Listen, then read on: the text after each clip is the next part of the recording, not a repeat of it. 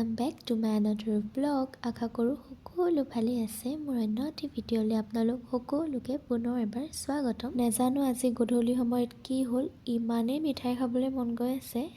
ৰৈ নাথাকিলোঁ আৰু ডাইৰেক্ট ওলাই গ'লোঁ মিঠাই খাবলৈ বুলি। কিন্তু আনফৰ্চুনেটলি মই মিঠাই নাপালোঁ ৰাইজ। এইখন দোকানতে মিঠাই খাবলৈ আহোঁ, কিন্তু আজি হ'লে নাছিলে। তাৰপিছতে ইয়াতে অকণমান চিকেন নিবলৈ বুলি আহিলোঁ। যিহেতু মই বেলেগ মাংস খাই বৰ এটা ভাল নাপাওঁ, সেইকাৰণে অকল চিকেনে খাই থাকোঁ। তাৰপিছতে এইফালে সৰু সুৰা বস্তু কেইটামান বজাৰ কৰিলোঁ আৰু এনেহেন ঠাণ্ডাত মই খাইছোঁ স্লাইচ, তাকো ফ্ৰিজৰ।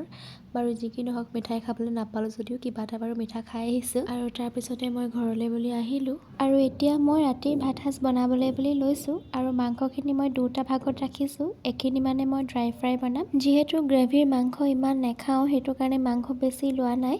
আৰু ইয়াতে মই আলু ধুনীয়াকৈ কাটি ৰাখিছোঁ। আৰু যিমানখিনি বস্তুৰ প্ৰয়োজন হ'ব সকলোখিনি বস্তু ধুনীয়াকৈ ইয়াতে মই কাটি ৰাখিলোঁ। ক'বলৈ পাহৰিয়ে গৈছিলোঁ, মাংসখিনি আকৌ মই মেৰিনেট কৰি ৰাখিছিলোঁ দেই আধা ঘণ্টামানৰ আগতে। তাৰপিছতে আদা নহৰু পেষ্ট এটা বনাই মাংসখিনিৰ লগতে আকৌ মেৰিনেট কৰি ৰাখিছোঁ। ইতিমধ্যে আমাৰ মাংস সিজিলেই বাৰু। এইফালে ধুনীয়াকৈ ড্ৰাই ফ্ৰাই বনি আছে আৰু এইফালে এতিয়া গৰমে গৰমে আমি খাবলৈ বুলি লৈছোঁ। পিছে আজি ভিডিঅ'টো ইমানেই আছিলে, কেনে পালে এটা কমেণ্ট কৰি জনাব। আৰু যদিহে প্ৰথমবাৰৰ কাৰণে মোৰ ভিডিঅ' চাই আছে তেনেহ'লে প্লিজ মোৰ চেনেলটো ছাবস্ক্ৰাইব কৰিবলৈ একেবাৰেই নাপাহৰিব। পুনৰ এটা নতুন ভিডিঅ'ত আকৌ লগ পাম। আজিলৈ আহিলোঁ, বাই।